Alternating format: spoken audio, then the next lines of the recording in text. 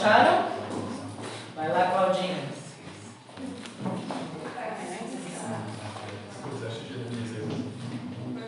Jeremias, capítulo 1, versículo 4 até 10.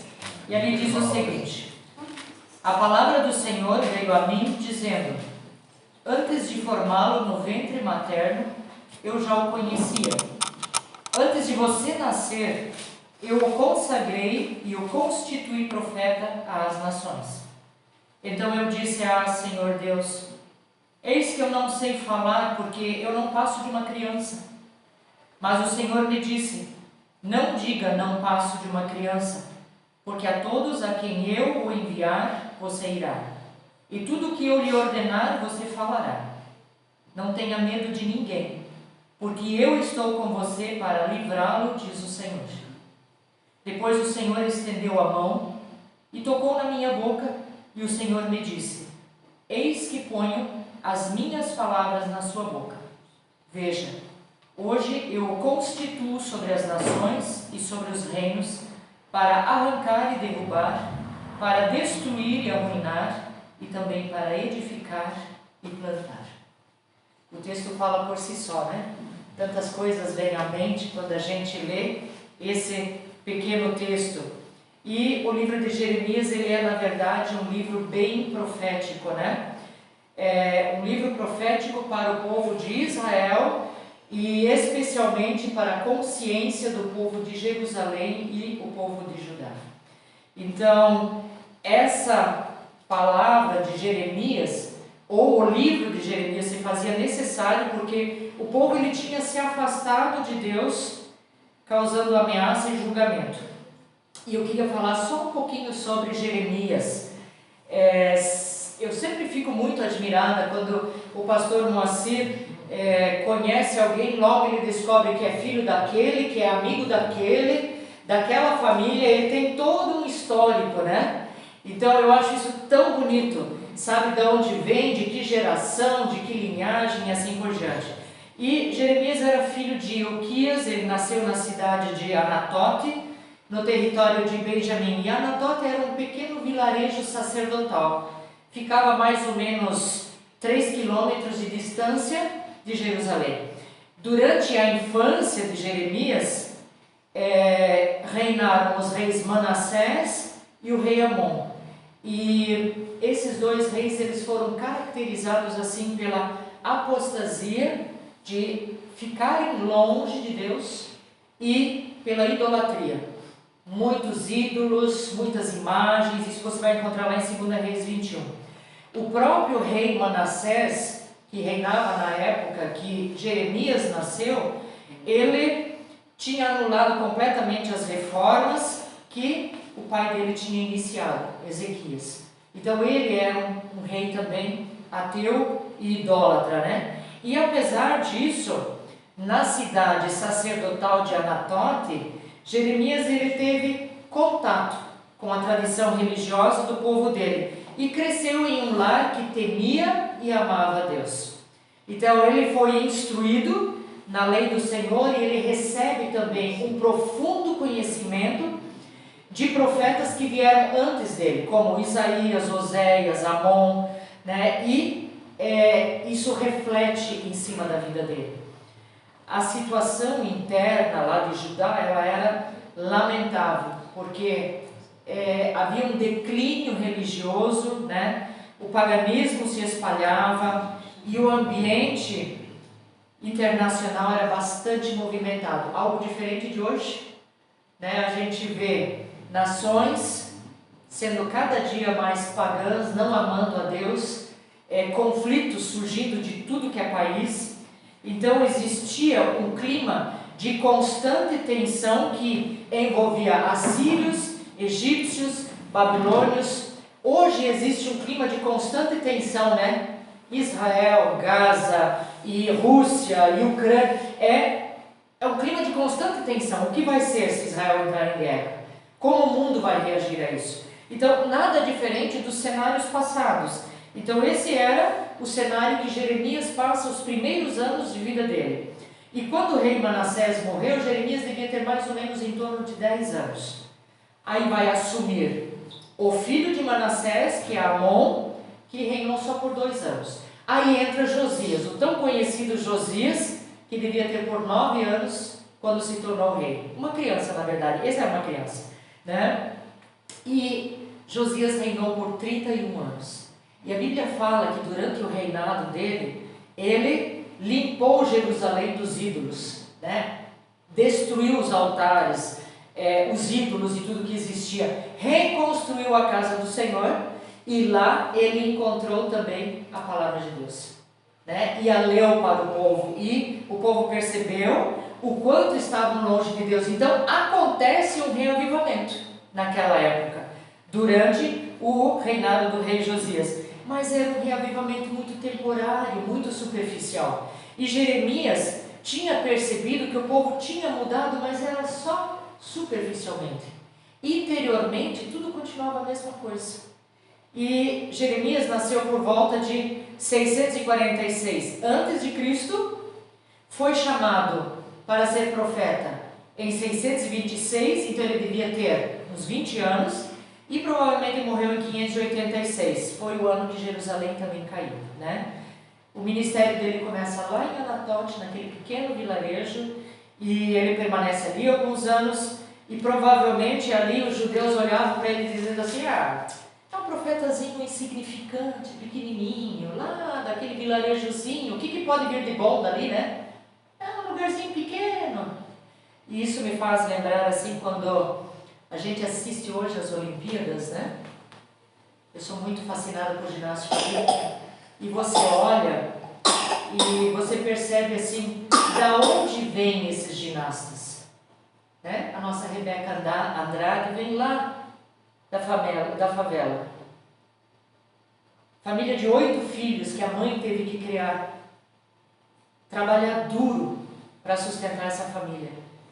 E quem diria, né, que um dia ela chegaria ao pódio? Pode vir alguma coisa boa daquela favela? É o que a gente pensa, né? Vamos ser bem realistas, né? Lá só tem isso, lá só tem aquilo. Se a gente olha Simone Biles, se você ouve a história dela, os pais eram usuários e ela foi largada em um orfanato. Lá a avó conseguiu a guarda dela na justiça, né? Ela passou tantas coisas e hoje ela é a melhor do mundo. Quem diria? Então, Deus faz milagres ainda hoje, né? Aí você vai dizer: não conhece Jesus. Mas Deus usou situações para essas pessoas chegarem aonde elas estão hoje, né? Então, Jeremias ele começa a profetizar no 13º ano do reinado de Josias, e ele faz isso num período muito longo. 40 anos Jeremias profetiza, e todo esse período é um tempo de miséria, é um tempo de muita angústia para Jeremias. Deus pede que Jeremias não case, que ele não tenha filhos, que ele viva pela palavra. E Jeremias exerce todo esse ministério de maneira muito vigorosa, muito forte, apesar de todas as aflições que ele passa. E ele teve uma vida muito solitária, porque a mensagem que ele transmitia era uma mensagem também não popular, né? Uma mensagem de destruição, de exílio, de que se eles não tivessem um novo encontro com Deus, eles seriam destruídos, né? E ele se envolve pessoalmente com essa mensagem, ele sofre muito por essa mensagem. Assim como muitas vezes nós, né? A gente fala do amor de Jesus a uma pessoa e fala, e fala, e fala, e às vezes a gente fica angustiada porque a gente vê que Jesus seria a única saída para essa pessoa, e ela não ouve, e ela não responde positivamente. E a gente vive interiormente essa angústia: puxa, se essa pessoa entendesse o amor de Jesus, tudo seria tão diferente. E assim acontece com Jeremias. Ele vive pessoalmente essa mensagem, ele sente a agonia da aproximação do cativeiro da Babilônia, onde Deus derramaria sua ira sobre o seu povo por causa do pecado, e nada acontece. E isso coloca ele até em oposição à liderança de Judá. E eu fiquei imaginando Noé, né, que prega 120 anos e nada acontece. Como não foi para ele também, né? Olha, vai vir o dia, vai vir o dia, vai vir o dia, e risada, e zombaria, né? Então, em função disso, várias vezes Jeremias foi rejeitado, foi perseguido, foi preso, teve a sua vida ameaçada. A missão que ele tinha de proclamar as profecias lhe causavam grandes problemas, inclusive com parentes e conhecidos que deixavam ele de lado. Como a gente vê hoje nos países perseguidos. Da mesma forma, a história se repete século após século e ela é sempre um desafio. Por isso que a palavra de Deus ela é tão atual para nós hoje. Por isso que ela consegue nos alcançar, porque existiram outros que passaram pelas mesmas agonias que nós. Então, ele foi alvo de zombaria, e isso a gente percebe quando a gente lê o livro inteiro de Jeremias. Ele tinha uma personalidade forte, mas uma personalidade repleta de contrastes. Assim como ele era um homem honesto, um homem gentil, um homem afetuoso, ele também era inflexível. Se ele dissesse que isso era isso, isso era isso, né? Então, ele foi conhecido também como profeta. Como foi? Jeremias foi conhecido como profeta chorão. Lamentações de Jeremias, o profeta chorão, né? Porque apesar de ele ser uma pessoa otimista e de oração, ele se lamentava muito pela tarefa que Deus tinha dado para ele. Os dons e os talentos que o Hildo falou há pouco, né? Ele se lamentava, porque né? Algumas vezes ele não conseguia entender por que ele era submetido a tudo aquilo, por que Deus permitia que ele passasse por tudo isso. Mas no fim ele entende que Deus é soberano e controla todas as coisas. Aí você vai dizer, tá, mas o que o livro tem a ver conosco hoje, né? Eu acho ele um livro inspirador e tem muitos ensinamentos. Jeremias viveu uma época de decadência, de imoralidade. Vivemos algo diferente hoje? Não. Ainda hoje, Deus tem chamado, Deus tem levantado ceifeiros para a sua seara. E Deus tem chamado você e eu para um trabalho muito específico, para uma obra muito específica, né? E o que temos respondido? Primeiro, no versículo 5, nós podemos concluir que o Senhor nos conhece profundamente. Lá diz assim: antes de formá-lo no ventre materno, eu já o conhecia. Antes de você nascer, eu o consagrei e o constituí profeta às nações. Isso não parece uma repetição lá do Salmo 139, versículo 13? Tu formaste o meu interior, tu me teceste no ventre da minha mãe. Graças te dou, visto que de modo assombrosamente maravilhoso me formaste. As tuas obras são admiráveis, e a minha alma o sabe muito bem. Os meus ossos não te foram encobertos quando no oculto fui formado e entretecido como nas profundezas da terra. Os teus olhos viram a minha substância ainda informe, e no teu livro foram escritos todos os meus dias, cada um deles escrito e determinado, quando nenhum deles ainda existia. Não é uma repetição? Né? Antes de formá-lo no ventre materno, eu já te conhecia. E como fica com o aborto? Uma pergunta séria, né? Uma pergunta difícil de responder. Porque se eu era uma substância ainda informe, eu já era conhecida por Deus. Eu já havia sido planejada para nascer. Então, mesmo quando ainda éramos nada, o Senhor nos conhecia e já tinha algo preparado para nós conforme a sua vontade. O Senhor, Ele busca corações abertos, corações convertidos, para que a vontade dele seja realizada em nossas vidas. Então, só basta nós querermos e deixarmos o Espírito Santo agir. O segundo ponto: o Senhor não se importa com a idade ou a capacidade. Versículos 6 e 7. Então disse eu: Senhor Deus, eis que eu não sei falar, porque ainda sou um menino. Mas o Senhor me disse: não digas eu sou um menino, porque a todos a quem eu te enviar irás, e tudo quanto te mandar falarás. Você lembra de mais alguém que deu desculpas? Quem se lembra de mais alguém que deu uma desculpa? Moisés. Ah, Deus, eu sou gago. Eu não sei falar. Manda outro alguém. E ele repete a dose, até que Deus está, leva o teu irmão Arão. Você fala para ele e ele fala para os outros. Pronto, resolvido o problema. Mas você vai. Se Deus te chama, não hesites. Jeremias não se considerava capaz de cumprir a comissão. Qual a razão? Ele estava olhando para si e não para aquele que tinha comissionado ele. Quando Deus chama, ele capacita. Isso me fez lembrar quando, há 20 anos atrás, eu fui convidada para uma IBF no Paraguai e o desafio era 5 dias e tudo em alemão. E eu disse, Deus, isso não é comigo.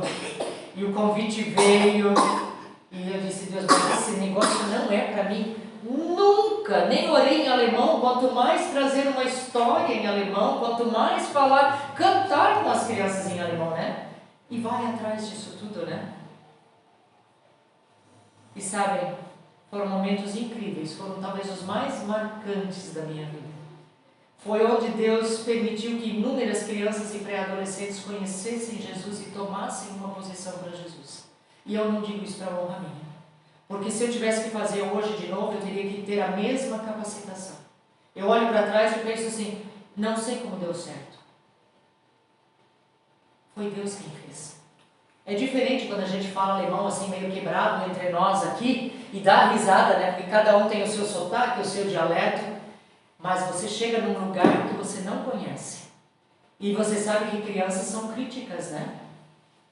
Ontem nós servimos o lanche e a turma dos pequenos aqui, a Ana dá risada, né? Porque foi muito cômico mesmo, né? Eu achando que o lanche estava pronto e depois a Ana disse, não, ele estava pela metade. As crianças, cada um recebeu o seu meio cachorro quente, olharam dentro do buraco, mas aqui não tem nenhuma salsicha dentro, só tem molho. Você pensa que crianças não observam? E aí você aceita um desafio de contar a elas uma história em alemão, pensando assim, não, sind ja nur Kinder, são só crianças, não entendem nada. Olhou dentro do pão, ué, nenhuma salsicha aqui dentro? Aí um disse lá atrás assim, no meu tem 2 pequenas. Crianças observam. Crianças observam. Amados, tantas vezes nós nos sentimos incapazes diante de algumas tarefas. E ainda assim, Deus é fiel nas promessas e capacita os chamados. Não tenha medo. Se Ele tem te chamado para algo específico que só você sabe, você está reservando para você, e está duelando com Deus, pare de duelar. Ele te capacita. Então, se a gente olha para o chamado de Gideão, né? O anjo do Senhor, ele aparece a Gideão quando ele está malhando trigo no tanque de pisar uvas, escondido. Por quê? Porque os midianitas, caso encontrassem eles roubavam toda a colheita deles.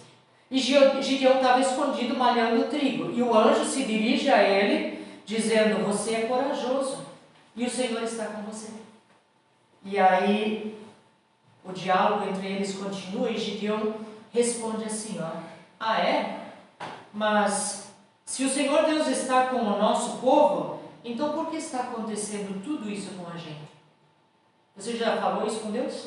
Deus, se o Senhor está comigo, por que está me acontecendo tudo isso na minha família, no meu trabalho, com os meus amigos? Onde estão aquelas coisas maravilhosas que os nossos antepassados nos contaram que o Senhor costumava fazer quando nos trouxe do Egito? Gideão conversando com Deus, com o anjo. Cadê aquelas coisas maravilhosas que os nossos antepassados contaram para a gente? A gente não diz isso muitas vezes? Deus, cadê? Cadê o Senhor? A gente lê a sua palavra, vê tanto milagre, na minha vida não acontece nada. E Gideão diz assim para esse anjo, esse Deus nos abandonou e nos entregou para os midianitas, que roubam tudo de nós. Roubam gado, roubam plantação, roubam trigo, não nos sobra nada. Estamos miseráveis, temos que nos esconder. Gideão coloca a queixa dele para aquele anjo e a sensação de abandono que ele tem. Então o Senhor Deus ordena a Gideão, vá com toda a sua força e livre o povo de Israel dos midianitas. Sou eu quem está mandando que você vá. Naquele momento, Aquele anjo do Senhor diz: olha, vai nessa tua força, livra o teu povo dos midianitas. E lá vem a primeira desculpa, né? De Gideão: ah, Senhor, como posso libertar Israel? A minha família é a mais pobre da tribo de Manassés. Né? Você olha os medalhistas de ouro: ah, Senhor, como é que eu vou chegar num pódio em Paris? A minha família é a mais pobre dessa vila. Como é que eu vou chegar lá? Né? E eu sou a pessoa menos importante da minha família. Mas o Senhor disse: você pode fazer isso porque eu o ajudarei. Você esmagará todos os midianitas como se eles fossem um só homem. Isso você encontra em Juízes capítulo 6. Olha que fantástico. Não é maravilhoso quando alguém nos diz: vamos lá, eu vou te ajudar? A Nila disse: ai, que bom, a Ana Paula veio me ajudar. É gostoso quando a gente tem alguém que diz: olha, eu vou te ajudar. Não sei muita coisa, mas me ensina, eu vou te ajudar. Então essa era a garantia que que Gideão estava tendo. Deus não falou que seria fácil, mas Deus garantiu que estaria com Gideão. Deus não estava falando para Jeremias que seria fácil, mas garantiu que estaria com ele. E Deus está conosco. Então, quando nós observamos quem o Senhor escolheu para ser seus discípulos, a gente fica surpreso, né? Tinha pescador, tinha médico, tinha coletor de impostos, né? Tinha aquele que cuidava do dinheiro, que mais tarde o traiu, a ganância subiu a cabeça. Então, o Senhor, Ele não se importa com a aparência, com a minha forma de me vestir, com o meu status. Ah, ela é uma pessoa da alta sociedade. Se eu sou bonita, feia, se eu tenho inteligência ou não. Ele se importa com o nosso coração. Com a minha atitude de coração, com essa Ele se importa. E aí, quando Deus pede para Samuel, né, o profeta Samuel: Samuel, vai até na casa de Jessé, porque eu desprezei o rei Saul e eu vou escolher um novo rei. Vai na casa de Jessé e escolhe lá o próximo rei. E Samuel deve ter pensado assim: mas quem é, né? Eu vou te dizer, só vai. Pega lá uma coisa de óleo e vai ungir o próximo rei. E começam a passar diante do profeta Samuel os vários filhos que Jessé tinha. O primeiro, né? Aquele ser imponente, vistoso, alto. Hoje a gente diz bombado, né? Bonitão. E Samuel no seu coração disse: opa, é esse. E Deus diz: não olhe a aparência exterior. Eu olho o coração. Eu o rejeitei. 1 Samuel 16 diz: não considere a sua aparência nem a sua altura, eu o rejeitei. O Senhor não vê como vê o homem. O homem vê a aparência, mas o Senhor vê o coração. E quando passam todos diante do profeta Samuel e nenhum deles eu imagino o desespero desse profeta. E eu imagino ele olhando para Jessé dizendo assim: não tem mais ninguém? Porque Deus mandou eu aqui. É da sua família, é um dos seus filhos. Já passaram todos, não tem mais ninguém. Tu não tem mais nenhum filho? Não tem mais ninguém escondido por aí? No nosso linguajar simples, né? E tinha Davi. Tem lá Davi, o pequenininho, franzininho, ruivinho, sardentinho. Ele está lá pastoreando as ovelhas. Chama para mim. E um dos irmãos vai chamar. E quando ele entra, Jessé sabe que esse é o novo rei. Davi. Ungido, escolhido, segundo o coração de Deus. Um homem segundo o coração de Deus. Veja que tremendo isso. Então, Deus capacita. Terceiro, vencendo o medo, no versículo 8, você vai ver assim, Deus dizendo a Jeremias: não temas diante deles. Eu estou contigo para te livrar, diz o Senhor. Nada, nem ninguém pode nos ameaçar. Será que acreditamos nessa verdade? Ninguém pode nos ameaçar. As dificuldades diárias, muitas vezes, podem até nos cegar, né? Frente ao nosso Deus. Deus, eu não estou enxergando. É muita dificuldade, é muito problema, mas nós precisamos ter isso em nossos corações. Jeremias tinha certeza e ele repetiu essa palavra muitas vezes, que a gente encontra no capítulo 20, versículo 11. Mas tu, Senhor, estás comigo e és forte e poderoso. Muitas vezes Jeremias repetiu isso para si mesmo. Senhor, tu prometestes que estarias comigo. Tu és o poderoso. Tu és forte. Eu sei que eu posso confiar em ti. O Senhor acalma a tempestade. E também nos leva para o outro lado do rio, para um lugar seguro. Não foi assim quando os discípulos estavam com Jesus no barco? A Bíblia diz que Jesus dormia lá no fundo, em cima de uma almofada. Algumas Bíblias colocam isso em cima de uma almofada, né? Ele pegou lá, vou tirar uma pestana, né? E aquele mar agitado, e aquela insegurança dos discípulos foi crescendo. Eu imagino o Eliseu, né? Passa dia, mais um dia, prometeram ligar na quinta e mais um dia, e essa tempestade parece que vai subindo no coração, não é verdade? Vai aumentando essa ansiedade interior, porque você tem uma promessa, mas ela não tem resposta. Ela parece que não chega. E Jesus levanta e acalma essa tempestade e coloca, olha, homens de pequena fé, eu estou com vocês. Por que vocês estão com medo? Do quê? Mas nós somos humanos. Que bom que Deus não esquece disso, né? Isaías 41 diz, não tenha medo, eu estou com você. Não fique ansioso, eu sou o seu Deus. Eu vou fortalecê-lo, sim, eu vou ajudá-lo. Eu vou segurá-lo firmemente com a minha mão direita de justiça. Pois eu, Senhor, seu Deus, segura a sua mão direita, sou aquele que ele diz, não tenha medo, eu o ajudarei. O Senhor pode te fortalecer e te ajudar, segure firmemente na sua mão. Essas promessas para mim são fantásticas, em meio a tempestades e em meio a dificuldades do dia a dia. Por último, confie no Senhor. Versículo 9 diz, o Senhor estendeu a mão, tocou nos meus lábios e disse, veja, eu estou lhe dando a mensagem que você deve anunciar. Era uma prova tangível da autoridade que o Senhor estava dando a Jeremias para o seu serviço. Quem mais foi tocado nos lábios? Quem disse, eu sou um homem de lábios impuros? Isaías. E Deus o tocou. Ele seria porta-voz de Deus. A questão não é se a pessoa pode falar bem ou mal, mas se ela tem lábios tocados por Deus, ou seja, lábios consagrados a Deus. Quando o Senhor toca nossas vidas, nos limpa, Ele nos capacita também para aquilo que Ele nos chamou. Assim como Jeremias confiou que Deus lhe daria a mensagem, estaria com ele nos desafios, nas dificuldades, assim também nós podemos ter essa certeza frente às provas que poderão surgir.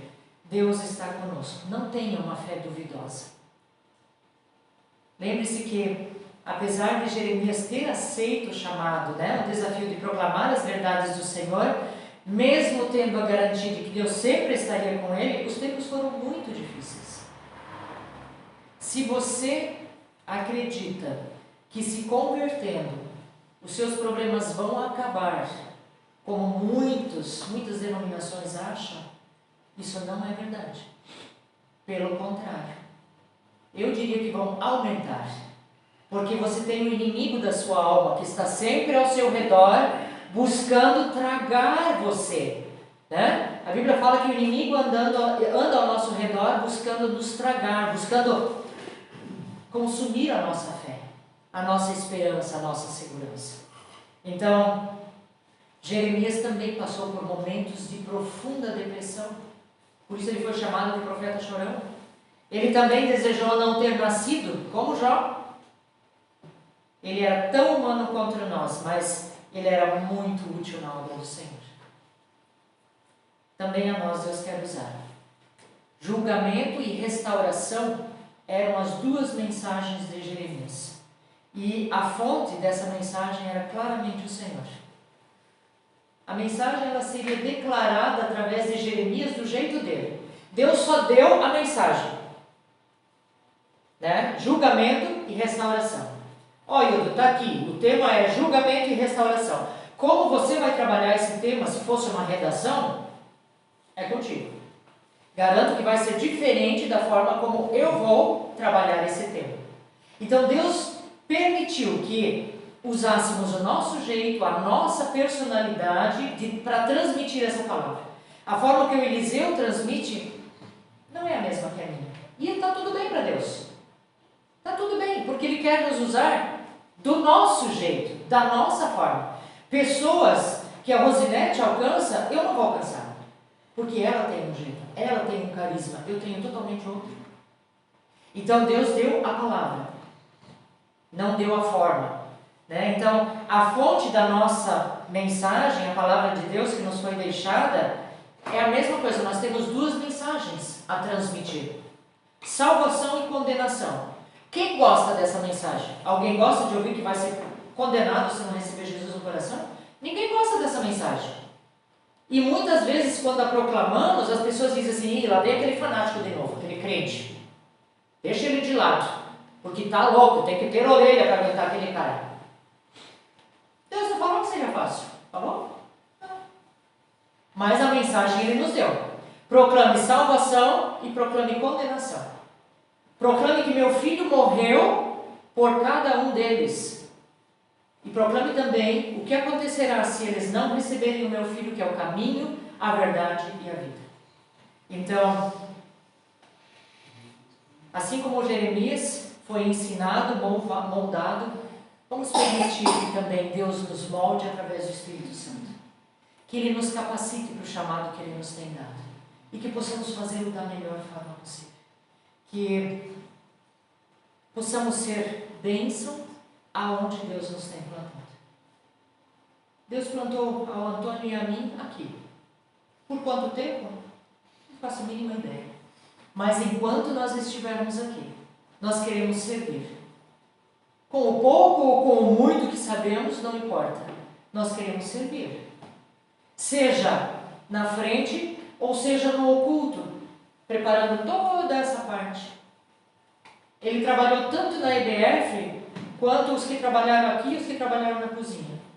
Porque você não faz ideia do que eu faço ele passar. Quando eu quero uma história, eu ponho ela na frente e digo, para cada chave dessa, dá uma lida, eu quero uma figura. E esses cânticos nós vamos cantar, então dá um jeito de colocar isso, E ele dá. Às vezes ele fica horas na frente daquele computador. Ainda bem que ele não me põe lá, porque eu sou um gênio para computador. Deus capacita cada um da forma como Ele quer e usa conforme Ele quer. E isso é fantástico. Então deixe-se usar pelo Espírito Santo, deixe-se moldar por Ele e que você possa florescer aonde Deus tem plantado você. Amém?